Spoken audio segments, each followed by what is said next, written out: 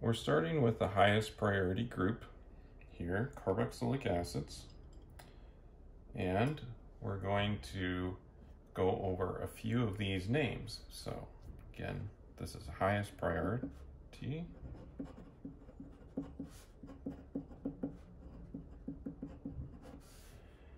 And they're similar to aldehydes in that they must be at the end of a chain.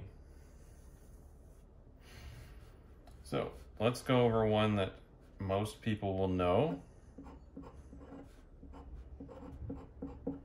Most people would call this acetic acid, but the IUPAC name, or the systematic name, is ethanoic acid.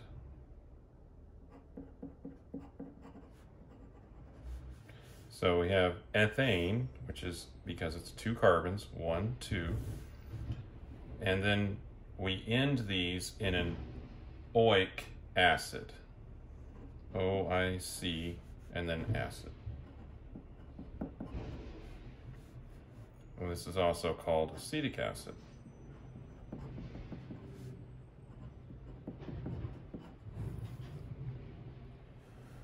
All right.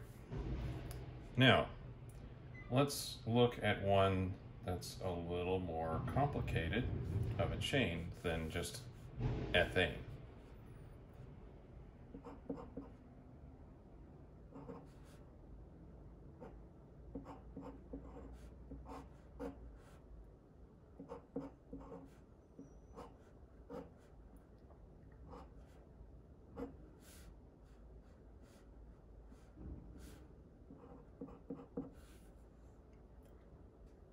All right, so let's establish the numbering in this case. We'll need to start from here because this is the carboxylic acid. That's the highest priority group. We have a ketone here, which is a relatively high priority group, but not as high as the acid. And we have an alcohol over here. It's fairly low priority. And let's see here, we have a 1, 2, 3, so this is the 3rd carbon. 4, 5, 6. This is the 6th carbon. We'll need to know that for our name. And so we have a hexane for the base, the longest chain. And we need to go in alphabetical order for our substituents. This is a hydroxy. This is an oxo group when it is a substituent. And then we have our carboxylic acid. So we have a hydroxy on the 6th carbon, and that one's alphabetically first.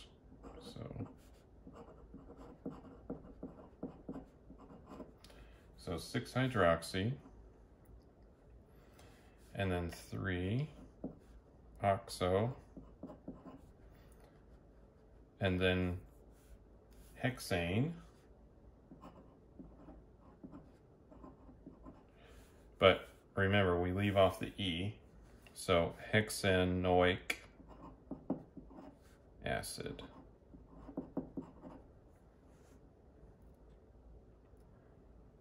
Let's look at one that has 2 carboxylic acids on it.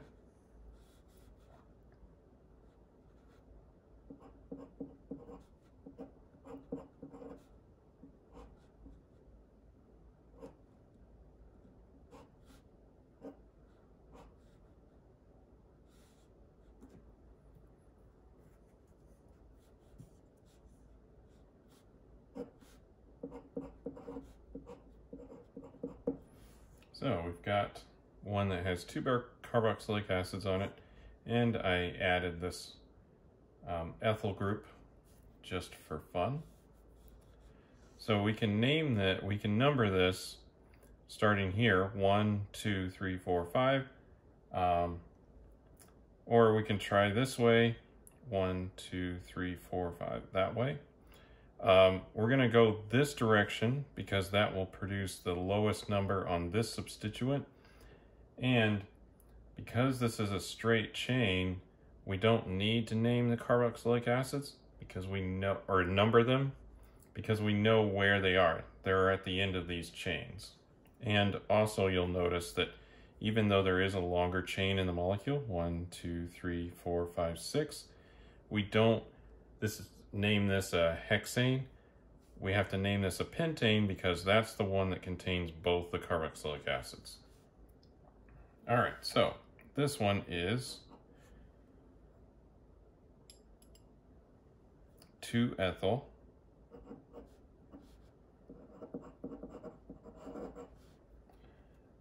pentane, right? Because we have two groups, so we leave the E on there.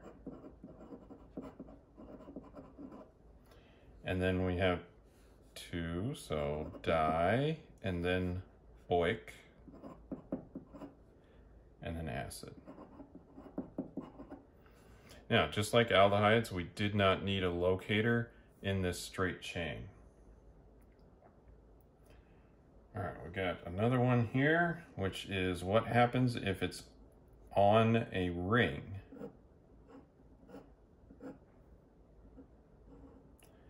You remember that we had a different name for something like this. It was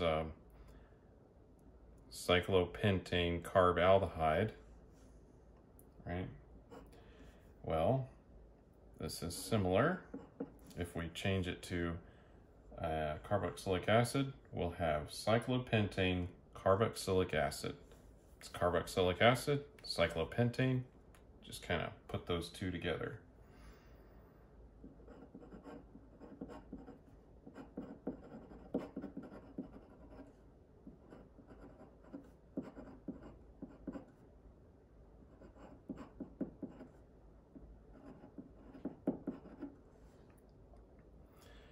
These are actually one word. That's another word. But that's not critical necessarily. All right, let's look at another diacid that's on a ring, so that we actually have to include some numbering here. So we'll start from a benzene ring.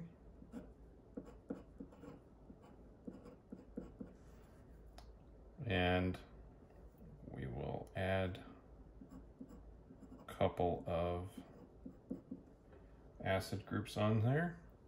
So this is benzene right here, so we just say benzene.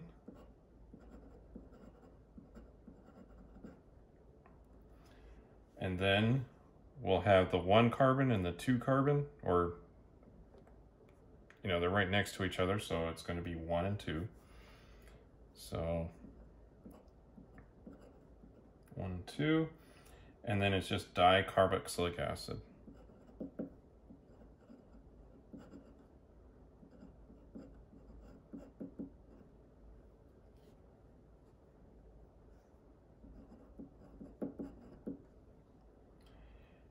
By the way, this has a common name, and it's called phthalic acid.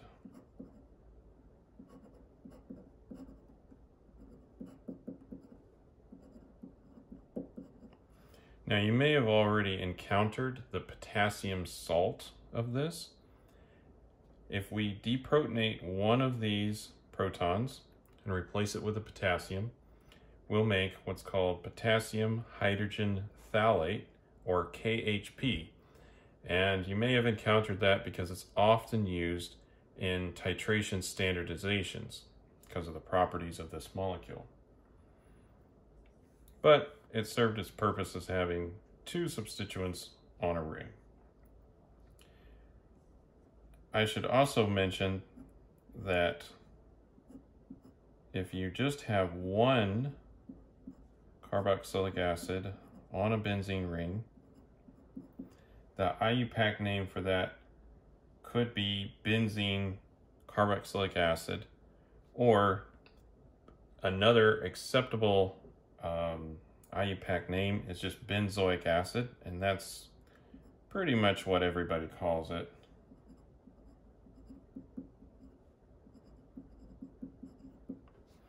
So just so that we're aware of that common name. And I mentioned acetic acid because in general, most people will call it acetic acid and very few will call it ethanoic, even though this is the IUPAC name. In this case, benzoic acid is also an acceptable IUPAC name, so that one gets used quite a bit too.